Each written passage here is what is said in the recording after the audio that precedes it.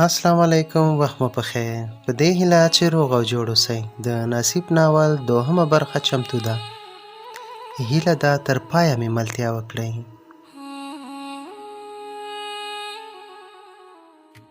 کله چې ساحل ته دغه بیت وویل، درد مې حوصلې کړه، بیا که ځې نو ځه، ووایه په خوله چې جان مې یې که نه. ساحل تېر وختونه له سیال سره انځور کړل. چک چک له سترګو اوښکې په غنمرنګ څېره لار وکړه او اوف یې کړل. کلونه تېر شوي وو، مګر د سیال درک نه و. یوه شمېره یې ورسره وه، په هغه یې زنګ وواهه. مقابل لوري ځواب ورکړ، بلې، څوک یې؟ ساحل چې غږ واورېده د سړي و. موبایل یې قطع کړ، سر زړېدلی کور ته سیخ شو. ساحل د خپلې شهیدې مورکۍ په اروا یوه خیریه کلینیک د صحت په نوم جوړه کړې وه. په یاد کلینیک کې به هغه ډېر مصروف و. په دغه کلینیک کې به د هغو بېوزلو ناروغانو وړیا درملنه کېدله، د کومو ناروغانو چې اقتصادي وضع به خرابه وه. ساحل مشهور په اسیر و. هغه د هېواد ژمن ډاکټر صاحبانو په نوم یو ګروپ جوړ کړی و. په هغه ګروپ کې ټول ملګري ډاکټران سر متحد کړي وو. خدمات به یې وړیا، تشخیص، درملنه او جراحي عملیاتونه او داسې نور خدمات به یې هم وړیا کول. تر ټولو ستر جراحي عملیات د یوې فارسي ژبې ناروغۍ و چې زیاترو ډاکټرانو ورته ګاونډي هېواد پاکستان ته د تګ سپارښتنه کړې وه. هغه ناروغه نوریا نومېده چې ډېر ناداره وه. د یو پاکټ پاراستامول ګولیو د اخیستو وس او توان یې نه درلوده. هماغه و چې دغه ناروغه د ساحل صحت خیریه کلینیک ته مراجعه کوي او په ژړا د خپلې ناروغۍ په اړه ډاکټر صاحب ساحل ته فریاد کوي. کله چې هغه تلویزیوني او نور لازم معاینات ورته اجرا کړي، په نتیجه کې د دغې ناروغۍ په رحم کې 40 فیبرایډز یا رسولۍ دانې موجودې وي. ساحل بې له کوم ځنډه دغه ناروغه حسنزي میډیکل کمپلیکس ته وړي او جراحي عملیات ورته د ډاکټر صفي الله سیر او ډاکټر سمد صالح لخوا کاملا په وړیا ډول ترسره کوي.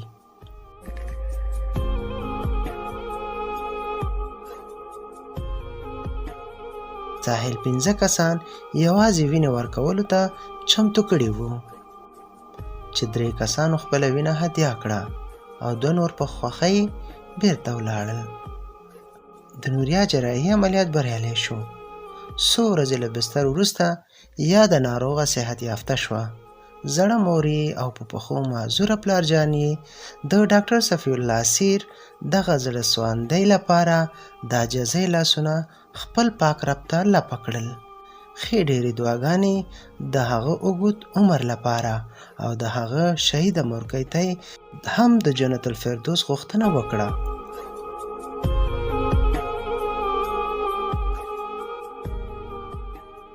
په ډېر خوښۍ له بستره رخصت او خپلې کورنۍ ته ولاړل.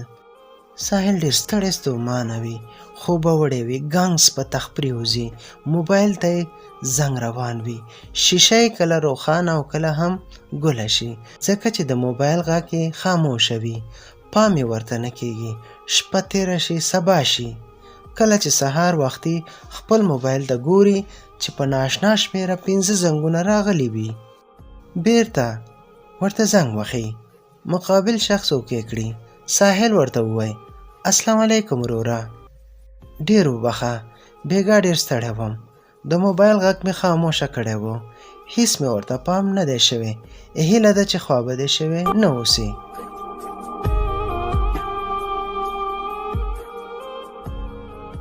هغه خلک نه وي، انجلۍ وي. په ځواب کې داسې وایي، نه هیله کوم محترم، خدای دې وبخه، تاسې اسیر یاست؟ ساحل ځواب ورکړي، هو، او تاسې څوک یې؟ زه د کونړ ولایت څخه شکیله خبرې کوم او ستاسو د کتابونو مینهواله یم. په ډېر بخښنې سره چې تاسو ته مې زحمت درکړو. ساحل ورته ووایي، هیله کوم کومه خبره نه ده، ووایه اغلې تاسې څه ویل؟ هو هغه کتاب مې لوستی چې مورې ته مې زړه کې نومیږي. که نه خفه کېږي یو دوه پوښتنې لرم. هیله کومه خبره نه ده خورې، مهرباني وکړئ. دغه ستاسو کیسه رښتینې ده؟ هو اغلې. الله تعالی دې ستاسې شهیده مور بیبي د جنت سرداره کړي. امین خورې، مننه کوم. وروره ستا دغه کتاب ته ما ډېر زیات ژړلی دي. په هره کرښه به مې اوښکې توی کړي. دا لومړنی کتاب دی چې دومره ما پورته ژړلي. بس دا د الله تعالی رضا وه. په ژوند کې په هر انسان باندې داسې لوړې ژورې پیښې راځي. او بله پوښتنه مې دا ده، یو چا زما ژوند ډېر تریخ کړی، لاره مې ورکه کړې چې څه وکړم ورسره. خورې که خبره واضحه کړې ښه به وي. سمه ده، زه درته په لنډ ډول وایم. زما یوه همصنفی وه، هغه د یو هلک سره مینه کوله. لنډه دا چې دغه هلک کله ناکله ما نه مرسته غوښتله.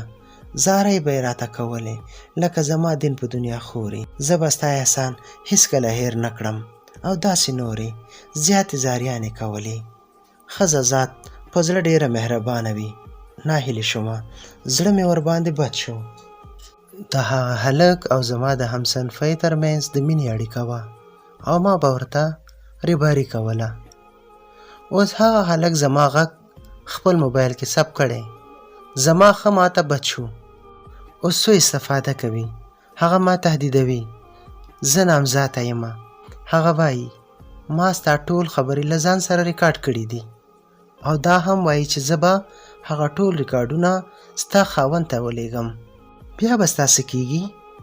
په داسې خبرو سره له دواړو پښو مې ساه ووته. ومې ویلې خدای ته وګوره، ولې داسې کوې؟ تا خو راته خور ویلي و. یو ورور به خپلې خور ته داسې وایي، ولې مې بدناموي؟ ما نه څه غواړې؟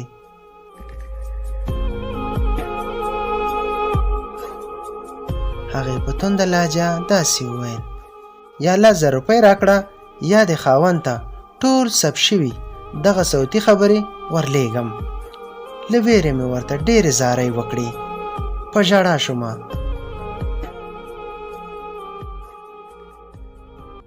هغه هیڅ رحم ونه کړو.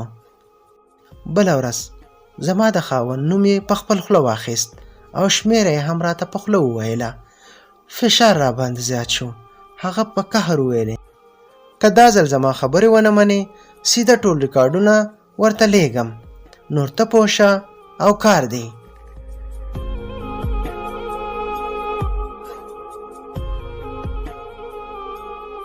مجبوره شوم.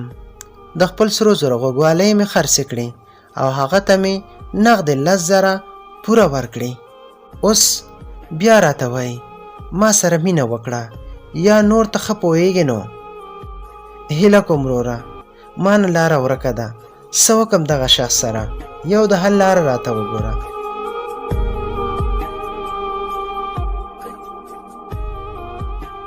سمه ده خورې، آرامه اوسه، هیڅ تشویش مه کوه. ته غوږ شه، زه یوه لنډه لاره درته ښایم، خو عمل ورباندې 100 سلنه وکړه. هیله کوم وروره، زر یې ووایه زه نور لیونی کېږمه یا زهر خورمه چې کیسه ختمه شي. نه خورې، زهر تاجت نشته. ته لومړی خپل سیم کارت همدا اوس مات کړه. نور هیڅ خبره نه ده. هغه ستا کمزوري پیدا کړې ده. هغه په دې پوه شوی دی چې تا څنګه تهدید کړي، ځکه خو دې تهدیدوي. که په دې سره اصلاح نه شو ما ته بله لاره هم راځي. مطمئن یم 100 سلنه به دا موضوع حل شي. ښه بیا سمه ده، دا خو ډېره اسانه ده. هو خورکۍ، اسانه ده، خو نور ډېر احتیاط کوئ. په هیڅ چا باور نشته. ټول تر خپل مطلبه غله دي.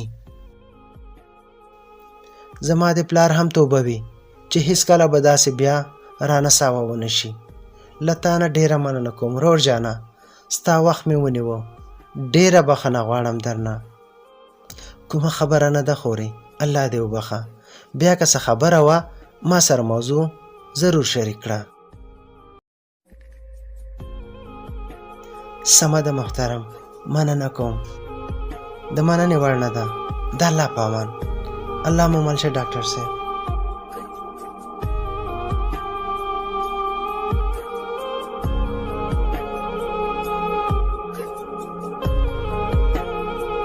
داسې حالات دي. ارمانه داسې کیسې هم شته؟ هو روبینې، ښځه ډېره عاجزه طبقه ده. نن سبا باور کول د اوسپنې نینې چیچل دي.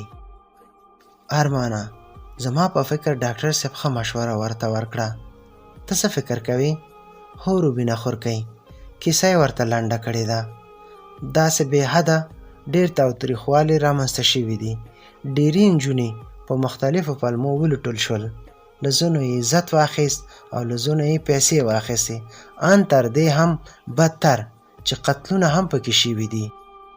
صحیح خبره کوي ارمانه، همداسې دي. ښه نو اوس د کیسې پاتې برخه راته نه کوي؟ هو ولې نه روبینې، ته غوږ شه. ساحل به د ډېرو بېوزلو ناروغانو په درملنه کې مصروف و. هغه به همیشه دا ویلې د ډیپریشن یا د ژور خفګان لرونکو ناروغانو ته ښه درملنه مصروفیت دی. کار دې وکړي، که هغه اسانه وي او یا هم سخت، باید مصروفه اوسي چې داسې ناروغان باید بوخ وساتل شي. که نوموړي ناروغان تنها پرېښودل شي د هغوی په ضرر تمامیږي. هېڅ به ورته ښه نه وي. اوزګارتیا یې له منځه یوسئ.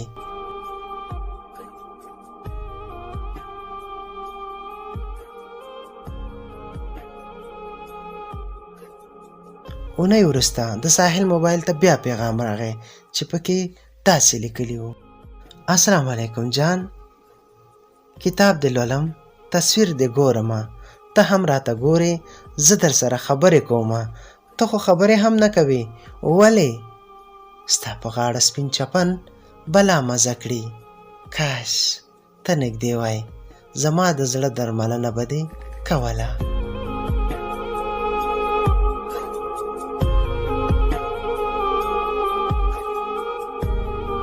چې دا ولې تا پسې دومره ځورېږي؟ ولې جان، زنګ درته وهم خو ځواب نه راکوې. ته مې خوښې، څه ګناه خو مې نه ده کړې. هیله کوم بیا مې زنګ اوچت کړه. ساحل چې وکتل د دې پیغامونه ډېر اوږد وو. د موبایل سایډ بټن یا بغل تکمه کېکاږله، سکرین یې لاک کړو. ځان سره یې سوړ اسویلې وایستل او د پیغام ځواب یې بیرته داسې ولېږه: اغلې مینه یو ځل کېږي، نه غواړم ستا ازار واخلم. هیلې سمدستي وکتو او زنګ یې ووهه. ساحل هم اوکې کړه او حل یې کړل.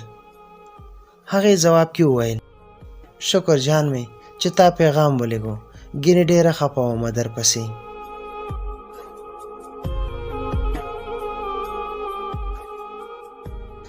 اغلې زما وجود مړ دی، په دغه مړ وجود به ته څه وکړې؟ ای واوره ساحله، په نیمه شپه کې مې ژړل، تصویر دې هېڅ نه ویل. په ډکو سترګو مې کتل، تصویر دې هېڅ نه ویل. ستا کتاب همیشه سینې پورې نیسم، هېڅ مې زړه ترې نه صبرېږي. کاش په دې کتاب کې ستا انځور خو نه وای. تا داسې خبرې لیکلي په دغه کتاب کې چې ما بار بار ژړوي. هیله کوم مه مې ځوروه، ډېر به دې قدر کوم.